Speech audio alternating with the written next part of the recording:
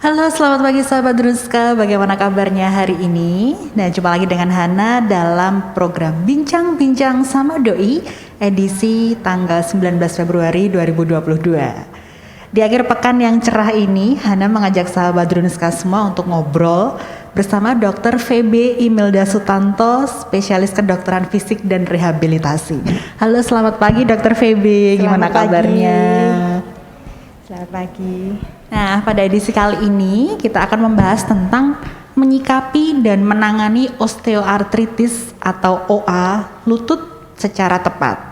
Nah, sahabat Druska yang mulai sering merasakan nyeri di lutut saat berjalan atau aktivitas lainnya, hati-hati loh ya.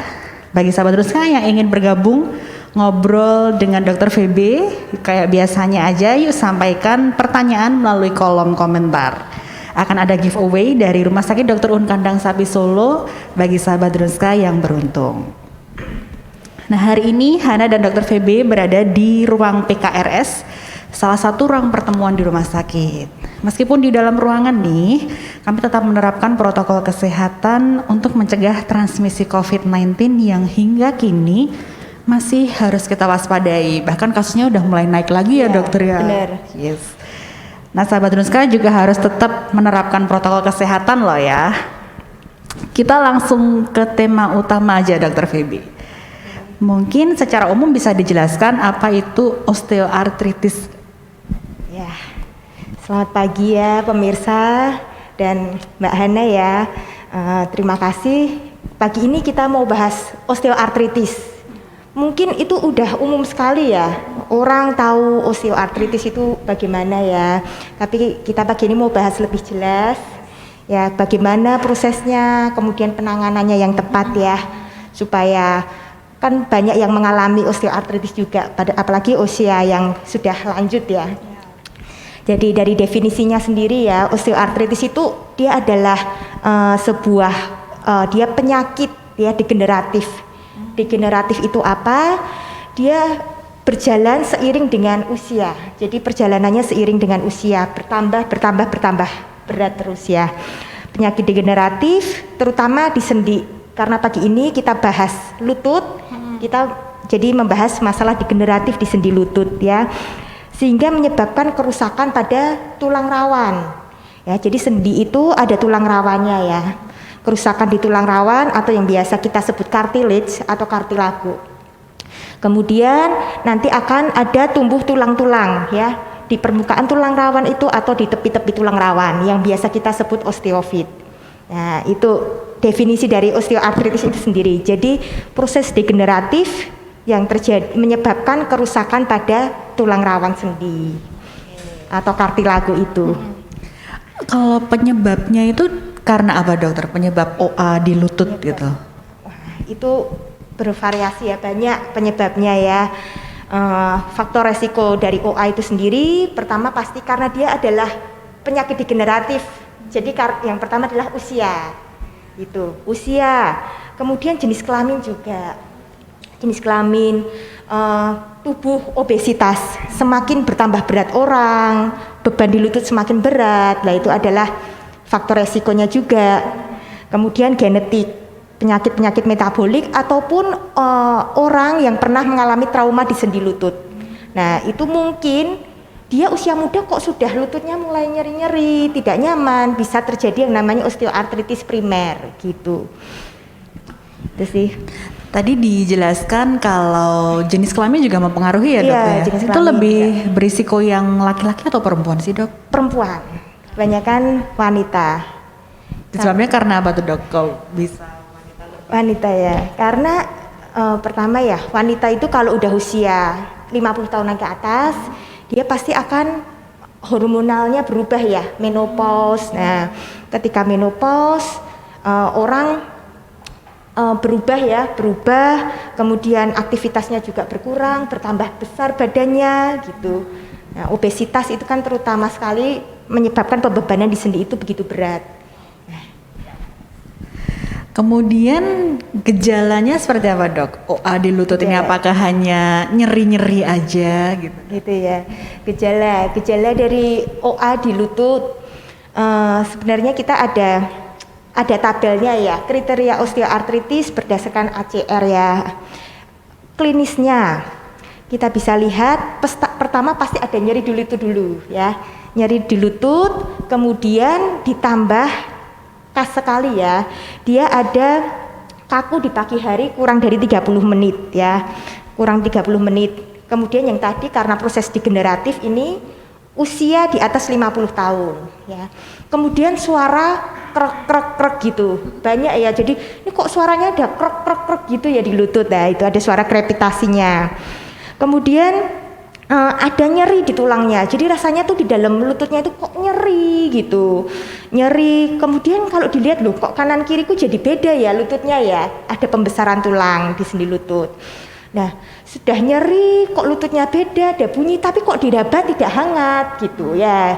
OA itu memang dia non inflamasi ya, jadi dia ketika diraba memang tidak hangat, tapi rasanya nyeri, kaku, kurang dari 30 menit gitu ya, krek gitu. Itu jadi ada nyeri lutut ditambah dari 3 dari yang 6 tadi saya sebutkan, itu sudah orang bisa dibilang osteoartritis gitu. Itu berdasarkan klinisnya ya, kriteria OA berdasarkan klinis. Nanti ada juga kriteria OA kita bisa lihat dari hasil ronsen lutut. Hasil ronsen lutut yang ada grade-grade-nya ya, grade 1 sampai 4. Kemudian juga bisa kita nanti bisa lihat dari hasil lab juga. Oke. Ini udah ada beberapa sahabat Drunska yang join dok, ada tanya ini udah beberapa banyak. Kita bacain satu-satu, kita bahas boleh, ya dokter ya. Boleh. Yang pertama dari Safetian Westlife, apakah mengkonsumsi obat osteoporosis untuk jangka panjang diperbolehkan dok? Osteoporosis ya. Pertama kita harus tahu dulu ya. Osteoporosis dan osteoartritis itu beda loh ya. Kita akan bahas osteoartritis. Osteoartritis ini pengapuran. Kalau osteoporosis orang awam kenalnya dengan jadi pengeroposan ya. Osteoporosis itu pengeroposan. Kalau osteoartritis ini pengapuran ya karena degeneratif. Tetapi biasanya pada orang OA osteoartritis ya pengapuran karena dia jarang gerak gitu ya, jarang beraktivitas, makanya lama-lama kepadatan tulang itu menurun, bisa terjadi osteoporosis juga ya. Kalau mengonsumsi osteoporosis jangka waktu ya silahkan boleh, tetapi lebih baik osteoporosis itu kita juga sertai dengan terapi latihan juga ya. Latihan pada osteoporosis ini yang penting gerak, harus gerak ya. Karena ketika kita bergerak, kita berjalan itu menjaga kepadatan tulang ya. Dia maintenance untuk kalsium di dalam tulang. Jadi tidak hanya konsumsi obat aja, jangan lupakan yang namanya latihan. Terapi latihan itu penting sekali. Tindakan apa aja sih dok? Mungkin terapi latihannya yang dilakukan untuk pasien OA itu? Untuk pasien OA ya, terapi latihan ya. Untuk pagi ini kan saya dari bagian rehabilitasi medik ya, dari bagian rehabilitasi medik. Kalau kita ada pasien OA datang nih, kita tidak hanya melihat, oh ini keluhan klinisnya seperti ini. Terus kita diagnosa osteoartritis, kemudian kita langsung, oh apa ya kita berikan terapi-terapi apa, tidak hanya itu. Kita harus assess dulu ya, dari kami kita punya namanya ICF, International Classification Function. Kita lihat dulu, ada dari kelainan body structure ya, body structure, body activity-nya. Kalau orang OA pasti ada kelainan nih di tulangnya. Dari hasil ronsen ya, orang datang nyeri lutut, kadang dokter menyuruh coba difoto dulu ya. Bisa dilihat dari itu. Nanti sudah grade berapa tuh dia osteoartritisnya? Apakah sudah ada penyempitan celahnya gitu.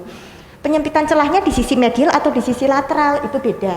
Kalau penyempitan celah di sisi medial makanya orang bentuknya O. Kalau penyempitannya di sisi lateral bentuknya X gitu ya, penyempitan celah sendinya. Nah, kita lihat dulu dari body function-nya dulu ya, body structure. Oh, ada kelainan di situ.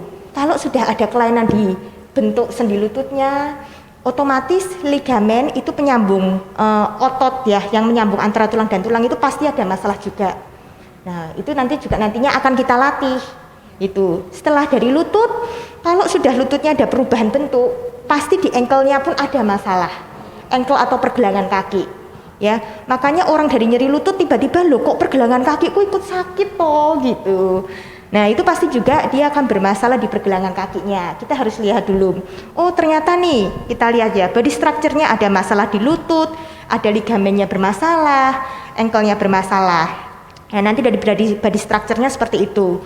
Kemudian body function ya, strukturnya bermasalah seperti itu, fungsinya pasti akan masalah. Orang pasti susah jongkok, berdiri kelamaan susah, naik turun tangga susah ya toh.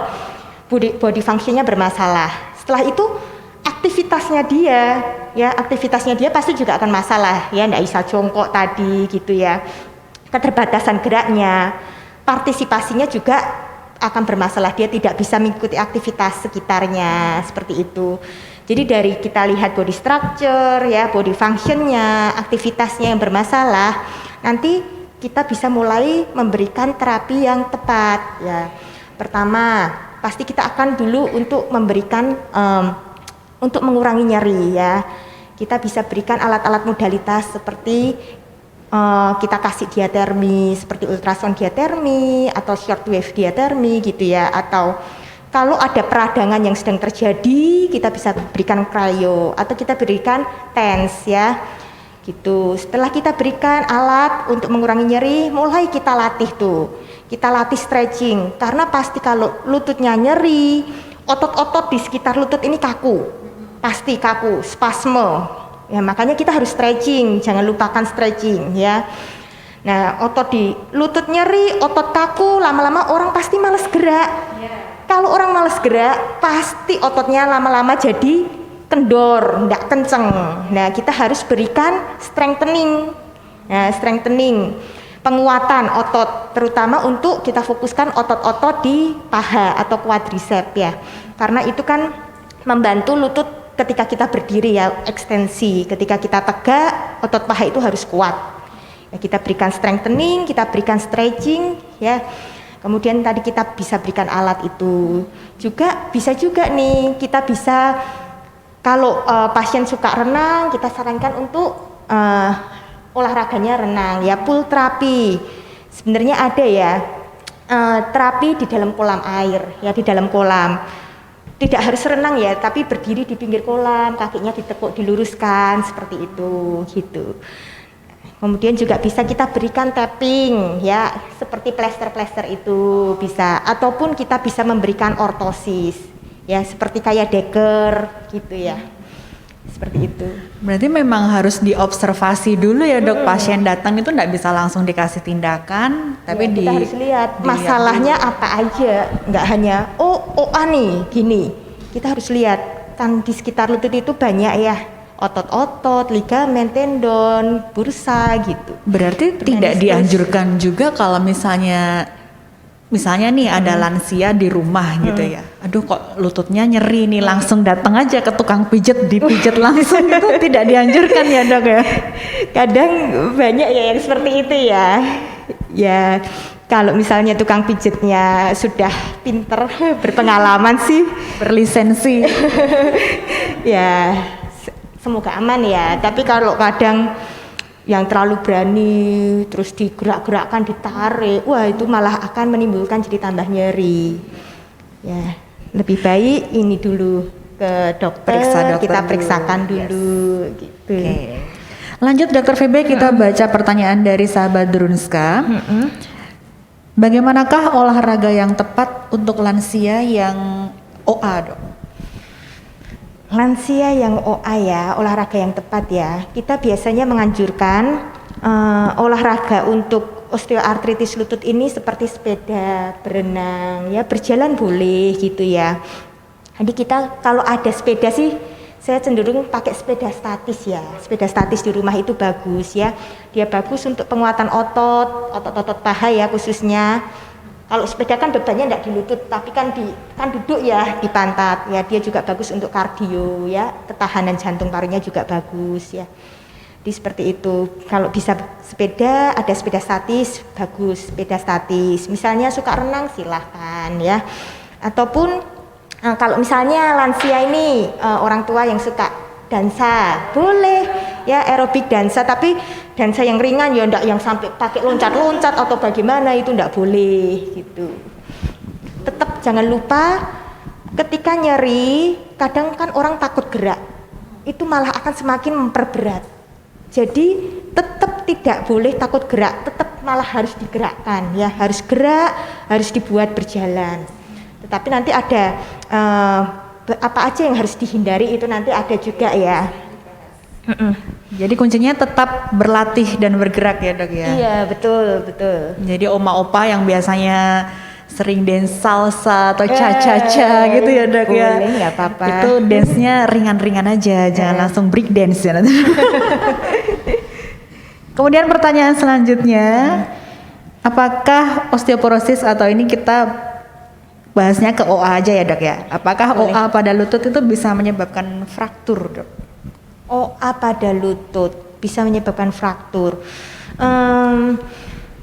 Nanti gini ya, OA nih dampaknya ya nanti mungkin efek panjangnya ya, kan orang nyeri ya, dia nyeri, dia takut gerak ya, apalagi kalau misalnya badannya besar gitu ya, dari nyeri takut gerak ya, apalagi kalau udah grade-nya berat ya, sudah ada penyempitan celah sendi, pasti ligamen-ligamen itu ya, otot-otot yang di sekitar situ yang menyambungkan tulang dan tulang itu kendor, bisa kendor. Nah kalau ligamennya kendor itu kan memberikan instabilitas pada sendi, jadi tidak seimbang, jalannya jadi tidak seimbang gitu. Nah dari itu bisa tuh orang jatuh ya, orang jatuh terus terjadi fraktur ya, secara tidak langsung bisa menyebabkan itu karena efek dari itu ya, instabilitas sendi, jalan tidak seimbang, ada penurunan proprioseptif, jatuh, fraktur gitu bisa. Kemudian dari Wanti 0411, bagaimana cara membedakan nyeri sendi karena OA dengan asam urat dok? Gitu. Nyeri sendi pada OA dengan asam urat ya, yaitu tadi kriteria-kriteria dari OA itu kita harus tahu tadi ya, usia lebih dari 50, ada kaku tuh pagi hari, pagi itu pasti kaku karena kita semalam tidak bergerak, pagi hari itu ada kaku kurang dari 30 menit ya, terus ada suara krek krek krek gitu ya, krotek tuh biasanya ada banyak yang ngeluh gitu. Terus kok nyeri ya di sekitar lutut gitu ya, setelah nyeri kok bentuknya beda tapi kok nggak anget gitu. Kalau OA ya di lutut seperti itu, kalau asam urat kan beda lagi ya. Asam urat itu nyeri nyut biasanya di telapak kaki gitu ya. Asam urat ya biasa di telapak kaki yang nyebabin nyeri gitu. Jadi ada kriteria-kriteria nyerinya tadi ya. Iya. Tapi dok kalau misalnya nih ya, di usia di bawah 50 tahun, cuman dia dok kayak kerasa lututnya bunyi krek gitu, kemudian mulai kerasa kaku-kaku, apalagi kalau udara dingin sama di pagi hari gitu. Penyebabnya apakah juga ada potensi yang arah ke OA itu atau gimana dok? Nyeri lutut itu apa ya, penyakitnya tuh luas, tidak hanya OA tok ya, tidak hanya OA, osteoartritis aja, tapi bisa namanya patellofemoral syndrome ya, itu nyeri di anterior, di kneecapnya nyeri, bisa jadi juga karena ligamen-ligamennya yang bermasalah gitu. Kalau bunyi krek-krek pada usia muda kurang dari 50 tahun tetapi tidak nyimbulin nyeri sih enggak apa-apa ya, itu enggak apa-apa kok bunyi krek di usia muda dan dia tidak menimbulkan nyeri loh ya, tapi itu enggak apa-apa. Tapi kalau sudah krek-krek kaku terus ada nyeri gitu ya, terus kok kalau yang patellofemoral syndrome tuh kasnya tuh dia buat jongkok, ditekuk gitu sakit, naik turun tangga sakit, tapi kalau buat jalan malah enggak apa-apa. Nah lebih baik sih kalau sudah ada keluhan, ada nyeri-nyerinya, kita harus periksakan aja deh. Kalau udah krek-krek terus nyeri-nyeri, nyeri ini itu loh, beware. nyeri itu, lebih baik kita periksakan. Tapi kalau hanya krek-krek gitu ya, gitu sih enggak apa-apa ya. Asal orang mudanya itu dulunya enggak pernah punya riwayat trauma di lutut ya. Ya ini beware ya remaja jompo. Sekarang ada istilah baru dok, Oh, ya? remaja jompo. Oh, waduh, nggak tahu deh. Masih Keren usia ya? muda tapi udah mulai duduk sebentar gitu punggungnya udah Oh iya ya, banyak tuh, nyeri-nyeri. banyak. Saya juga sih. Nah itu kurang olahraga tuh pasti. Kita lanjutkan. Wah ini udah ada kaitannya dengan KB suntik nih dok. Apakah benar KB suntik 3 bulan itu dapat menyebabkan OS? Bagaimana pencegahannya dok? OS mungkin ini OA ya. KB suntik ya, hormonal ya itu ya. Kalau KB suntik ya, yang saya tahu kadang kan KB ya, itu kan kita disuntikan ya. Itu kan mempengaruhi hormonal kita. Biasanya orang kalau KB gitu kan tambah berat, ya. Lah itu loh efek dari berat badan yang meningkat. Orang tidak merubah gaya hidupnya, tidak mau gerak. Semakin orang tambah berat itu otomatis pasti kita malas untuk gerak. Nah, semakin kita malas gerak, tidak mau gerak, berat badannya terus tambah. Sedangkan aktivitas kita terus ada, lama-lama pembebanan di lutut itu bisa terjadi. Gerak sama olahraga itu beda ya. Kadang orang bilang, "Oh, aku sudah gerak, oh enggak perlu olahraga," gitu. Iya ya, kita manusia kita pasti gerak, enggak mungkin cuma tiduran tok ya. Kita pasti aktivitas apa-apa, tapi itu kurang. Ya, harus olahraga itu penting. Yang disebut olahraga itu apa sih? Gerak ya, gerak badan minimal 30 menit. Kalau cuma 5-10 menit sih ya belum olahraga. Harus 30 menit. Kalau bisa 5 kali dalam seminggu, jadi 150 menit dalam seminggu. Ini mungkin sudah masuk ke pembahasan do and done bagi penderita OA lutut. Mungkin bisa dibahas dok, yang bisa dilakukan dan yang dihindari oleh penderita OA lutut ini apa aja dok? Mungkin dari yang dianjurkan untuk dilakukan dulu. Kalau yang dilakukan ya pada OA lutut ya, yang pasti tadi kita harus gerak, jangan takut buat gerak, enggak apa-apa, gerak ya, berdiri, berjalan enggak apa-apa ya, itu harus malahan. Karena gini ya, kita balik ya ke teori awal ya, sendi ya, di sendi lutut ya khususnya, itu kan di situ ada membran sinovial ya, di situ ada yang membran sinovial ya. Sendi itu dia bisa memproduksi cairan sendi ya. Makanya kalau lutut kita yang sehat ini gerak kan enggak sakit ya. Karena di situ apa? Ada cairan sendinya dulu ya. Cairan sendi itu diproduksi ketika lutut bergerak. Ya, ketika lutut bergerak ataupun kita memberikan pembebanan, itu cairan sendi bisa diproduksi. Selain itu cairan sendi itu juga nantinya akan diproduksi dari kartilago atau tulang rawan, itu juga dia sebagai pelumas yang baik juga ya. Nah, ketika orang osteoartritis ya, orang tidak mau gerak itu kaku, makanya dia ada khasnya kaku pagi hari. Karena kalau tidur lutut itu kan tidak gerak. Nah, pasti bangun kaku ya, kental, cairan sendinya kan tidak gerak ya, jadi lebih kental ya, nyeri, ibaratnya kayak madu nih, kental ya, enggak gerak. Ketika kita aduk, kita kasih diaduk, dikasih air diaduk, atau istilahnya kalau untuk lutut kita gerak-gerakkan dulu, dia kan akan lebih encer, jadi tidak nyeri. Jadi makanya harus dilakukan gerak ya, sebelum bangun tidur, kalau ada kaku digerakkan dulu lututnya. Sebelum turun dari tempat tidur ya, ditekuk, diluruskan, digerak-gerakkan dulu, kemudian baru untuk bergerak, berjalan gitu. Ataupun kalau duduk lama, lutut nekuk, itu pasti akan kaku begitu gerak. Gerak-gerakkan dulu aja, enggak apa-apa. Pelan-pelan, enggak apa-apa ya. Setelah gerak, nanti dia bisa untuk berjalan ya, itu yang dilakukan. Terus ini ya, ada hal-hal untuk yang kita masuk aja yang harus kita hindari ya. Yang harus kita hindari nih, hal-hal yang harus diingat. Yang pertama ya, jangan jongkok ya. Kadang pasien bilang memang saya enggak bisa jongkok, ya sudah, enggak usah jongkok gitu ya. Dan ya enggak perlulah jongkok-jongkok ya, orang sekarang WC kan bisa duduk ya gitu. Ya jangan jongkok lah, hindari namanya jongkok ya, karena beban di lutut itu berat ya. Jongkok duduk di lantai ataupun duduk di kursi yang pendek, itu jangan ya. Terus hindari juga naik turun tangga, itu jangan. Naik turun tangga itu memberikan beban 4-5 kali dari berat badan ya. Naik turun tangga, kemudian lari, lari gitu, loncat-loncat, itu jangan ya. Jalan juga jalan yang menanjak gitu jangan, itu harus kita hindari ya. Jalan dengan membawa berat, barang berat gitu, itu juga hal-hal yang harus dihindari ya. Tuh. Terus kemudian hal-hal itu kan harus dihindari. Tapi kalau kepepetnya nih, kita di rumah ada tangga, lah terus gimana gitu?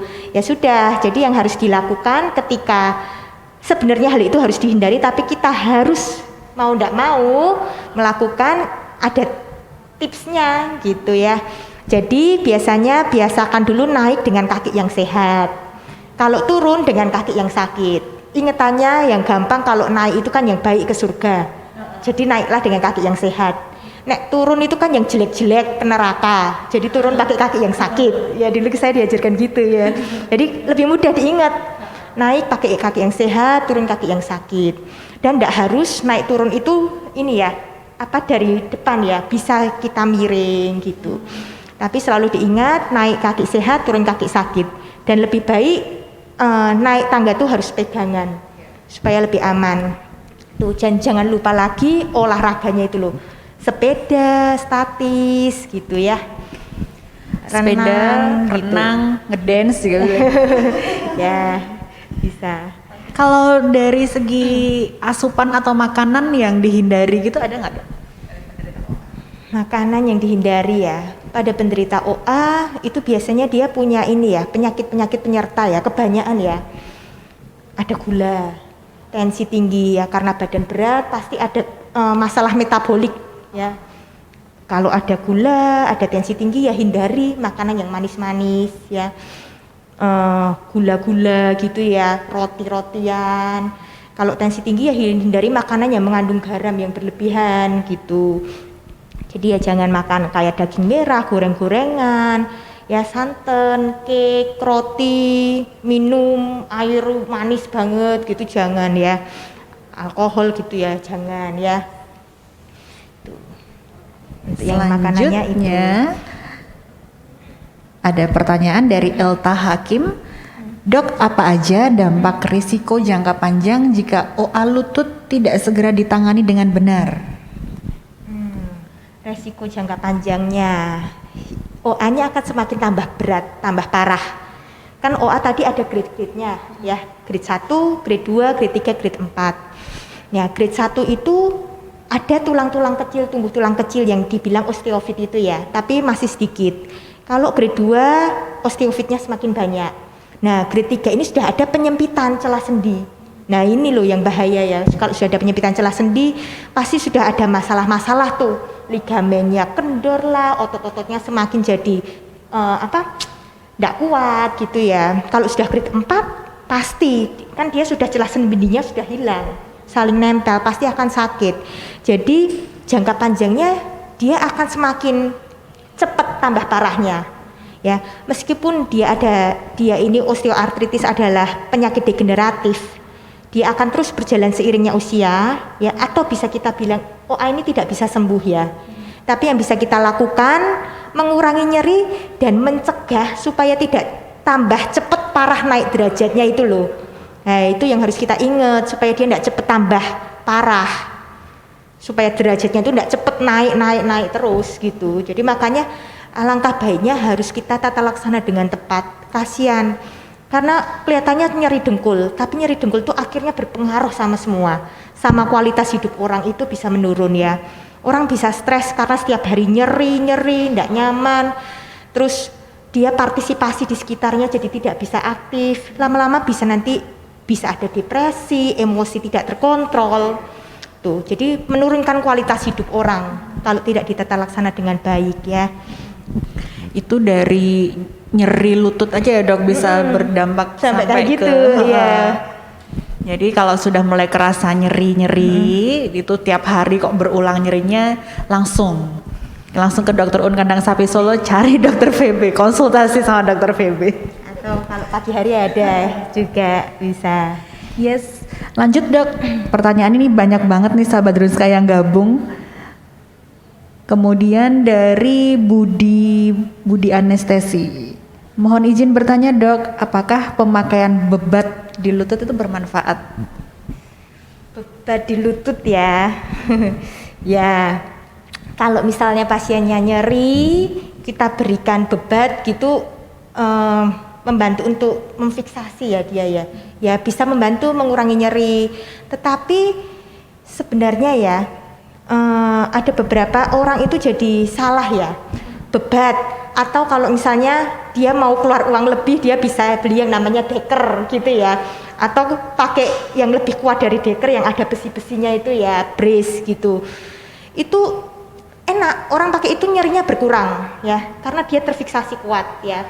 Kemudian ligamen-ligamennya ya, otot-ototnya yang lemah itu semua kan bisa terbantu dengan dia pakai itu tadi ya, brace tadi ya. Dia enak, dia akan memberikan rasa percaya diri nih ya, wah jalannya lebih stabil. Tapi itu sebenarnya kalau tidak disertai dengan latihan pada otot, itu malah akhirnya jadi memperparah ya. Jadi tadi apakah bebat itu bermanfaat? Bermanfaat kalau kita pakainya indikasinya benar ya. Jadi harus dengan benar. Misalnya memang nyeri dan si pasien ini penderita osteoartritis ini baru banyak gerak ya, misalnya dia banyak aktivitas, oke, boleh dipakai ya ketika dia bergerak aja, ketika dia beraktivitas. Tapi kalau sudah tidak aktivitas, dia di rumah ya cuma duduk nonton TV gitu, tiduran, ya tidak usah dipakai, buat apa gitu. Dan jangan lupa kalau pakai bebat tidak boleh, kalau pakai ini ya brace bebat gitu ya, deker, tidak boleh dari pagi pakai baru dilepas malam, jangan. Bahkan duduk pun pakai itu juga tidak boleh loh, bisa nanti membendung aliran darah, malah jadi kakinya bengkak gitu. Dan jangan lupa ya harus olahraga untuk otot-ototnya supaya tetap kuat, tetap kenceng. Karena pakai brace itu kan bebannya dipindahkan di brace-nya, beban tubuh ini kita pindahkan ke brace toh. Itu maksimal dipakai berapa jam dok? Kalau saya sih lebih dari ini aja, kalau memang penderitanya aktivitas ya, kalau dia sedang beraktivitas dia harus banyak gerak gitu ya silahkan dipakai. Tapi kalau enggak usah ya, lebih baik. Karena banyak orang yang akhirnya pakai itu jadi ketergantungan. Kalau enggak pakai enggak pede buat jalan. Kalau enggak pakai tuh rasanya ini loh kayak mau jatuh, enggak pede dia jalan. Nah itu loh, itu yang serem kalau udah tergantung, harus pakai terus tapi enggak mau olahraga. Terapi juga kadang iya, terapi ya enggak, ototnya bisa jadi lemes, itu malah akhirnya nanti tidak mengobati.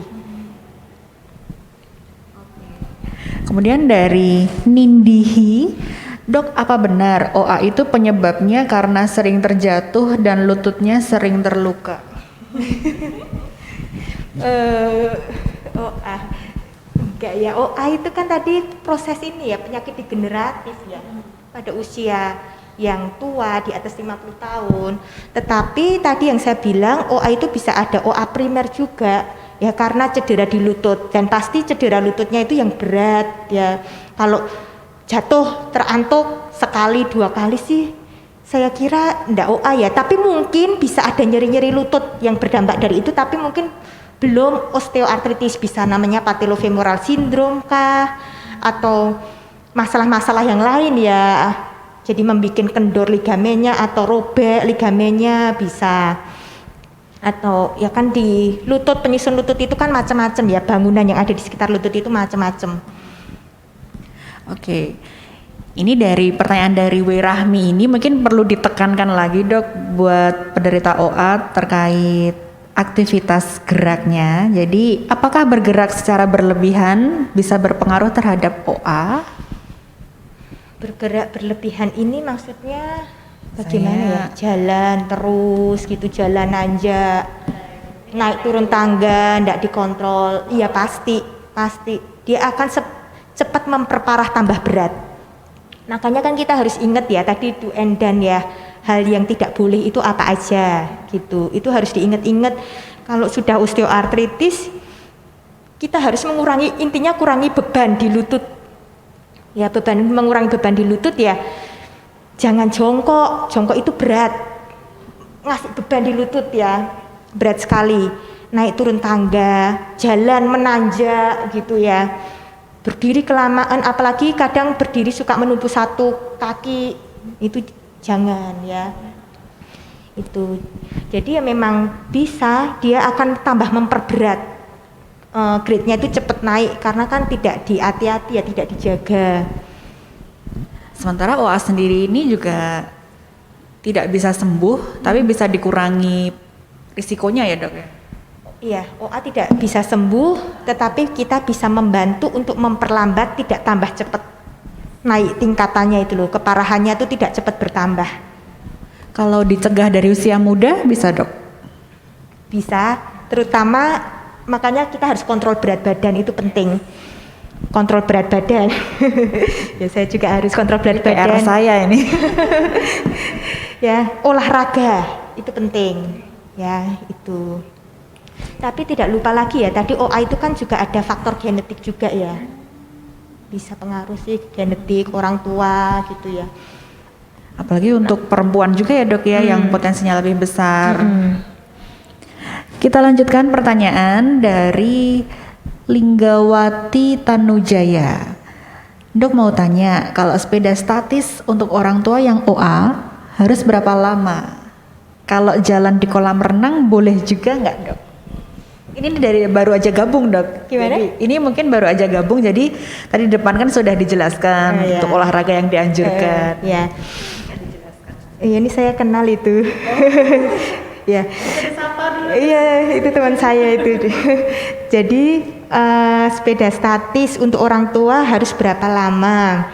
Tadi ya, olahraga, dibilang olahraga itu minimal 30 menit ya. Itu yang baik ya. Jadi 5-10 menit itu sebenarnya kurang gitu. Kalau bisa ya 30 menit ya minimal.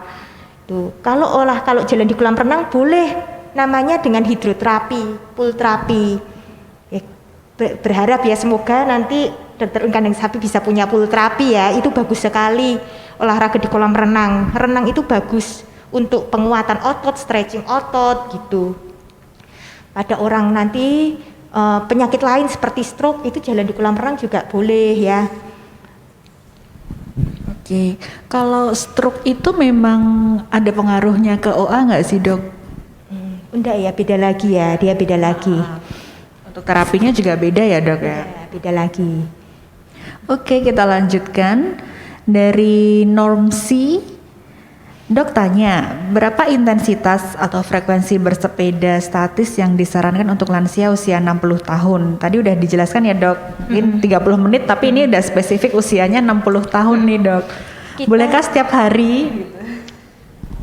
Setiap hari kalau bisa ya lebih bagus ya.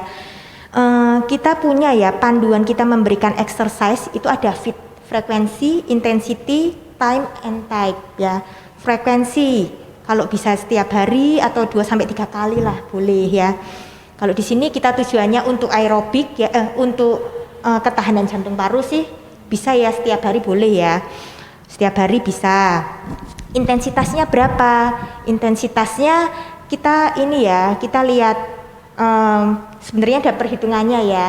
Dari heart rate maksimal dulu kita hitung heart rate maksimalnya gitu. Tapi biasanya kalau sudah usia 60 tahun gini, kita biasanya berikannya intensitas yang ringan sampai sedang ya. Jadi jangan sampai ngos-ngosan, sampai ngomongnya susah gitu, jangan ya. Heart rate-nya harus meningkat ya. Olahraga tuh heart rate harus meningkat. Kalau olahraga heart rate nggak meningkat itu kurang, namanya intensitasnya kurang. Heart rate harus naik. Tetapi tidak boleh terus sampai pasien ngos-ngosan ya, ngos-ngosan terus sampai ngomong aja susah. Ya, itu jangan ya, apalagi usia 60 tahun. Jadi yang penting rutin aja ya dok ya? Ya rutin. Kerutinan itu yang susah ya. Jadi kadang hari ini mau olahraga terus malas, minggu depan baru olahraga gitu. Nah, Ana kembali mengajak sahabat Drunska untuk join. Ada yang ditanyakan seputar OA lutut ke Dr. VB, bisa langsung ke kolom komentar. Nah, bagi sahabat Drunska yang hendak konsultasi seputar penanganan OA atau rehabilitasi medik yang lain dengan Dr. VB, Bisa banget dong, Dokter VB praktik di Klinik Spesialis Rehabilitasi Medik Rumah Sakit Dr. Un Kandang Sapi Solo. Untuk mendaftar periksa bisa melalui aplikasi Android Drunska Mobile. Rumah Sakit Dr. Un Kandang Sapi Solo juga memiliki layanan yang mendukung sahabat Drunska dalam melakukan deteksi atau pemeriksaan terkait keluhan pada bagian tubuh melalui tindakan ronsen, MRI 1,5 Tesla atau CT scan 128 slices. Tentunya juga ada layanan fisioterapi untuk merehabilitasi atau mengembalikan fungsi tubuh setelah terkena penyakit atau cedera. Sahabat Drunska tidak perlu khawatir datang ke rumah sakit karena Drunska tetap aman. Kita lanjut baca pertanyaan dari sahabat Drunska, Dok, di menit-menit terakhir kita live ini. Dari Rizka Martavia, apakah OA sering terjadi karena kurangnya mengkonsumsi kalsium, Dok? Apakah OA sering terjadi karena kurangnya mengkonsumsi? Enggak juga ya, tidak juga ya. OA itu kan tadi yang saya bilang ya, dia proses degeneratif ya. Dia karena berat badan kita yang berat gitu ya. Berat badan, terus mungkin kita memang ada metabolik, penyakit-penyakit metabolik ya gitu. Itu sih terus aktivitas yang tidak terkontrol ya, sering apa ya, mungkin aktivitasnya berat ya, naik turun tangga terus, sudah tambah tua naik turun tangga terus ya, jalan nanjak gitu.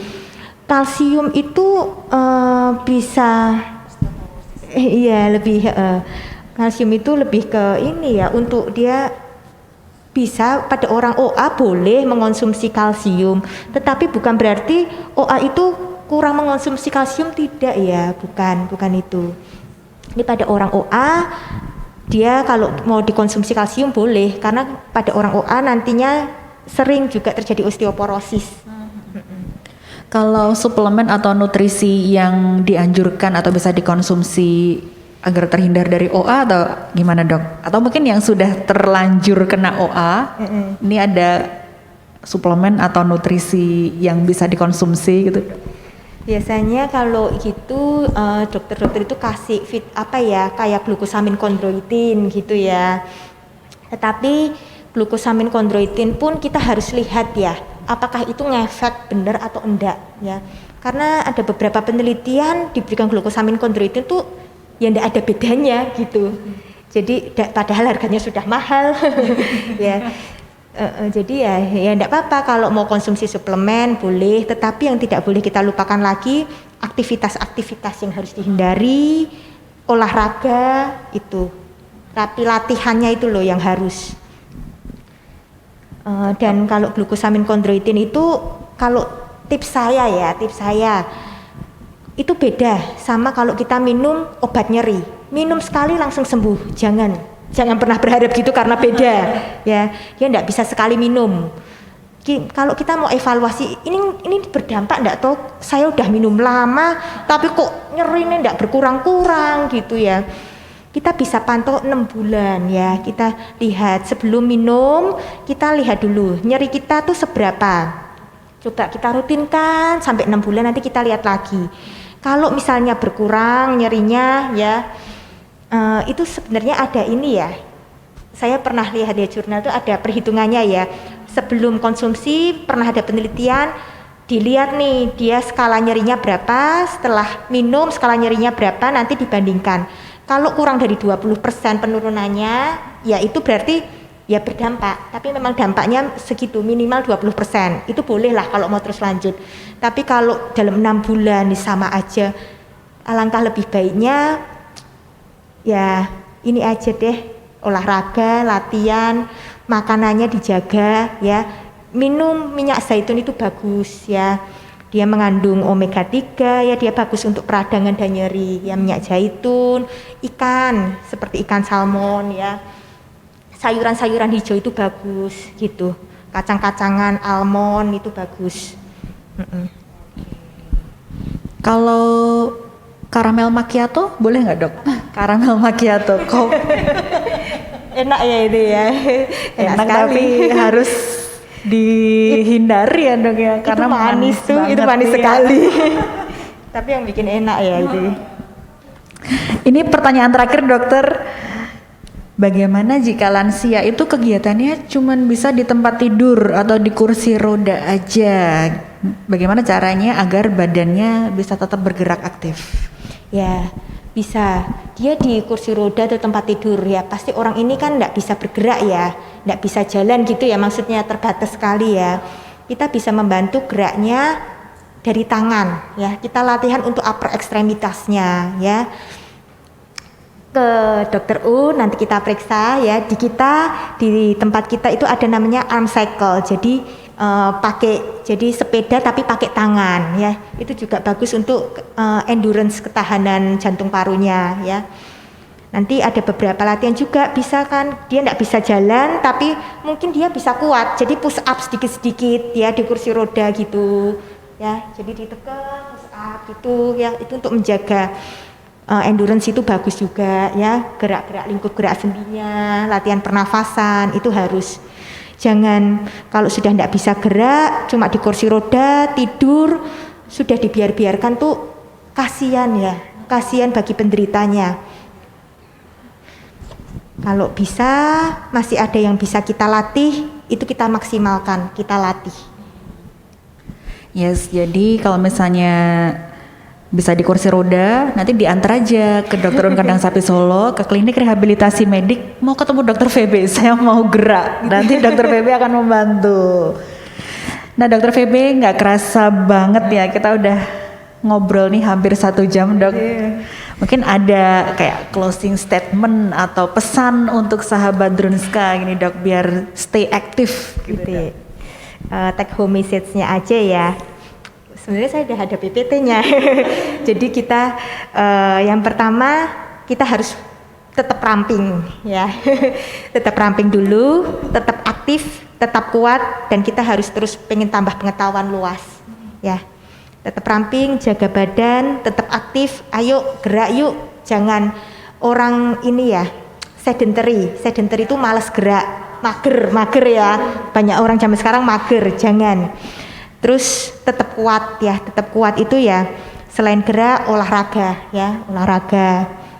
Dan kita kan sekarang zamannya ini ya, semuanya serba modern dan kemajuan itu sangat cepat.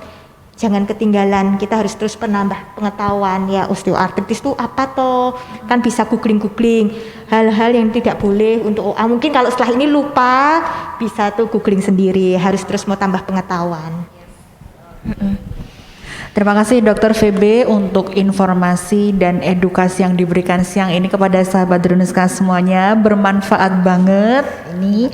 Kemudian terima kasih juga untuk seluruh sahabat Drunska yang sudah setia mengikuti program Bincang-Bincang dan Doi ini dari awal hingga akhir.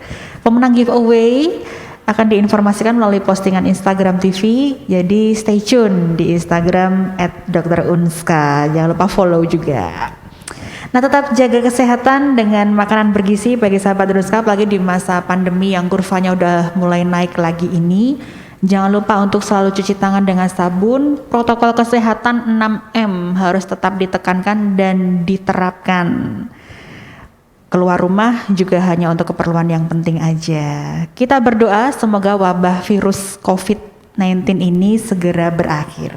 Rumah Sakit Dr. Un Kandang Sapi Solo aman untuk Anda. Sampai jumpa di acara Bincang-Bincang sama Doi selanjutnya. Dah.